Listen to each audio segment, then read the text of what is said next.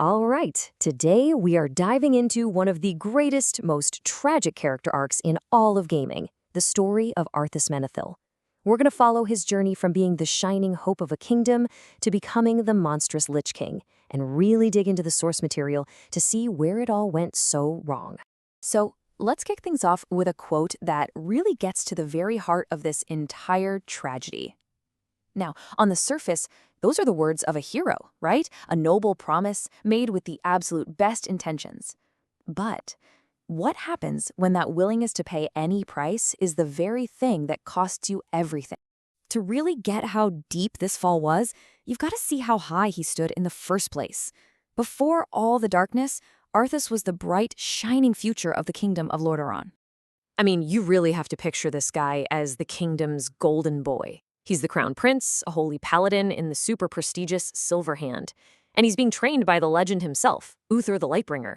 Everybody saw him as this brave, dedicated hero who was just fiercely committed to his people. He had the perfect resume. What could possibly go wrong? Well, every great hero eventually gets tested, right? And for Arthas, that test came in the form of this insidious plague that started creeping its way across his homeland. And this was so much more than just a disease. This thing was a weapon of pure magical terror. It didn't just kill you, it stole your very soul, twisting innocent people into these monstrous soldiers for a growing army of the dead. It was a perfect, soul-crushing kind of evil. So as Arthas sees this horror firsthand, watching his own people turn into the very monsters he's fighting, that noble vow he made to protect them starts to warp. His commitment just curdles into this desperate, dangerous obsession to stop the plague, no matter the cost. And that obsession brings us to a single event that, let's be honest, most people consider the point of no return. It's the moment he faced an impossible choice in the city of Stratholme. So upon arriving at the city, Arthas makes this absolutely horrifying discovery. The plague has been baked into the grain that was sent out to everyone.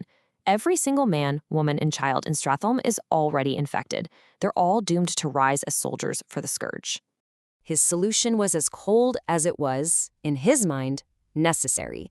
He declared that they had to kill every single citizen, to purge the entire city, before they had a chance to turn and join the ranks of the undead. And this was the moment everything just fractured. His mentor, Uther, and his close friend, Jaina Proudmoore, they were just appalled. They saw it as complete madness. They refused his order and they left him. In that instant, Arthas was completely alone, left to carry out this horrific, bloody task by himself. After the massacre at Stratholme, Arthas's mission wasn't about saving people anymore. Oh no, this was personal. This was about vengeance. He hunted the demon he blamed for it all, Mal'Ganis, all the way to the frozen wastes of Northrend, just consumed by this need to make him pay. It gets even crazier. Even when his own father, the king, ordered the expedition home, Arthas refused. And to make absolutely sure his men couldn't leave, he took this drastic, awful step. He secretly hired mercenaries to burn their own ships. Then he turned right around, blamed them for it, and had them killed. It was a cold, calculated betrayal, all just to trap his own army and force a final fight. And this is so crucial, you know? His final descent wasn't one single bad choice. It was a rapid cascade of them. He betrayed his soldiers, he left his dwarven mentor Muradin for dead when a shard of ice hit him, and finally, he did it. He claimed the cursed runeblade he'd been searching for, Frostmourne. The blade gave him exactly the power he wanted. He defeated the demon Mal'Ganis with ease, but the victory was completely and utterly hollow. You see, this cursed sword wasn't just a weapon, it was a soul eater, and the very first soul it claimed was Arthas's own. And with his soul gone, the transformation was complete. The hero was gone, replaced by a monster. Arthas became the first of the Death Knights, the greatest champion the Lich King could ever ask for. I mean, just look at this. It perfectly illustrates the complete inversion of who he was. The Crown Prince became a Kingslayer. The Paladin who carried a holy hammer called Light's Vengeance now wielded a soul-devouring runeblade. Everything he once stood for was just gone, replaced by its dark opposite. And the path of ruin he carved was just absolute. He returned to Lordaeron only to murder his own father. He completely annihilated the ancient elven kingdom of Quel'Thalas. He hunted down and killed his former teacher, Uther. And finally, after one last climactic battle, he ascended the frozen throne and merged his consciousness with the spirit of the Lich King. For years, he just sat there on the frozen throne, a being of pure malice commanding this endless army of the dead.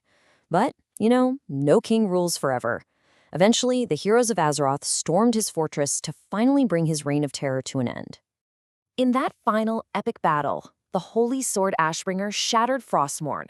And when it broke, it was like a prison break for thousands of souls trapped inside the blade, including one last flickering piece of Arthas' own, and the Lich King's hold was finally broken.